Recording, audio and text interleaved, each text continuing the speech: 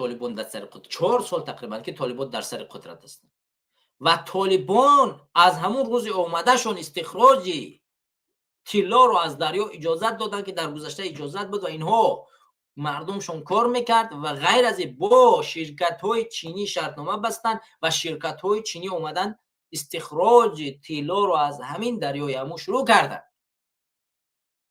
ولی تاجیکستان چیکار کرد؟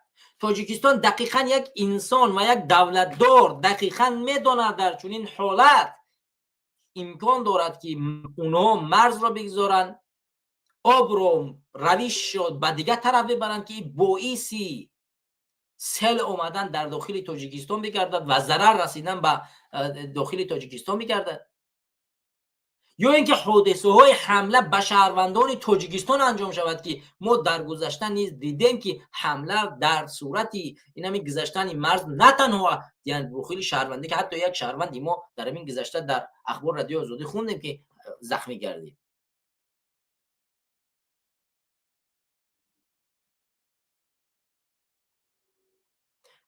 و تاجیکستان بعد از حالت رخ داده بعد واکنش نشان میدهد، یک ریاکشن نشان میدهد که این کار غیر قانونی است و بعد میرود یک گفتگوی دروغین انجام میدهد و هیچ کاری را انجام نمیدهد. این چی را نشان میدهد؟ این نشان میدهد که نقشه دراز مدت در مرز برای پیشگیری یگان حمله ها و ضد و خورد وجود ندارد. برنامه‌های دقیق پیش بینی نشده است. تحلیل‌های سیاسی امنیتی دقیق در مرز گرفته انجام داده نشده است. مالکیت کافی در مرز ما انجام داده نشده است.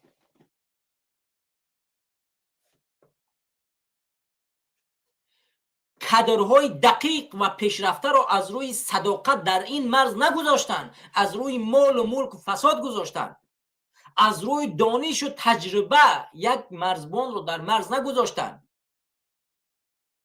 از روی خطا کردن یک نفر رو که خطا کرد از وظیفه نگرفتن، بلکه به خاطر خدمت نکردن به حکومت رحمانوف و به خاطر فساد نگرفتن و فساد نسپاریدن چیکار کردن؟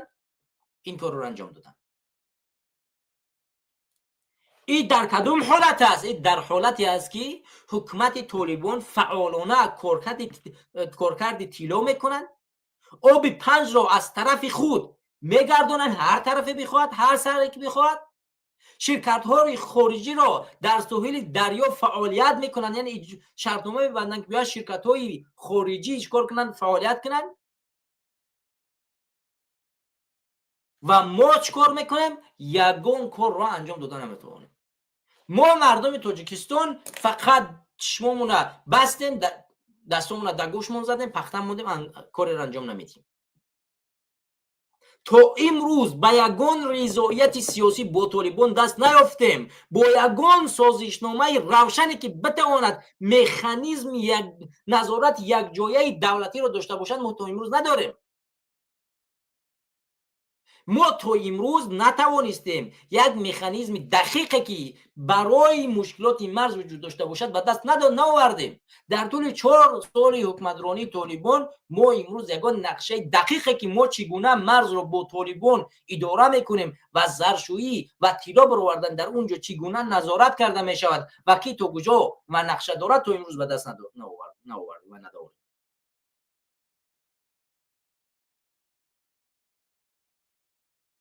این مشکلات رو نمی شود به دوش ملت گذاشت.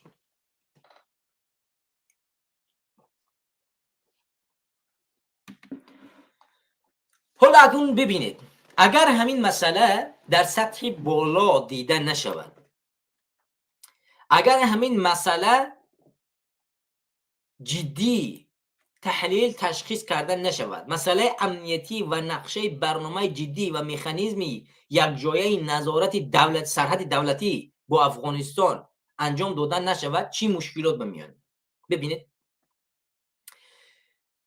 تغییرات ماجرای دریا میتواند صدها گکتر زمین ما را که در اونجا مردم چکار میکنن؟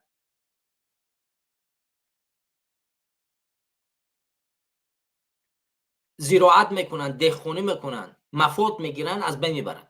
صدها هکتار زمین مردم تاجیکستان در صددی بیشتر شدنی کار کردی تیلو در طرف افغانستان، ما و در تاجیکستان ضرر میبینیم.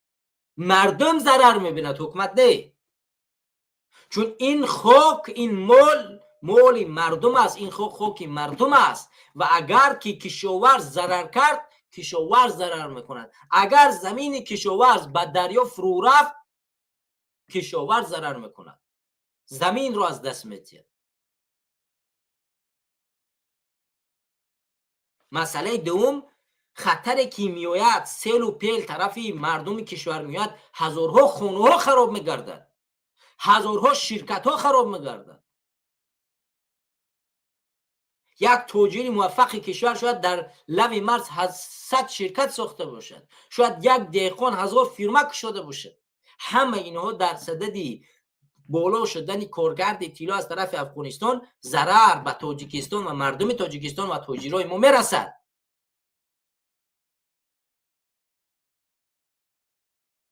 و ما دیدیم که این کار 10 بار انجام شده گذشته، مردم ما ضرر دیدن از صددی کار کرد و حتی همین قانونشکنی از طرف افغانستان ای حکومت امروزه اصلا جدی از طرف تاجیکستان گرفته نشد از طرف حکومتش.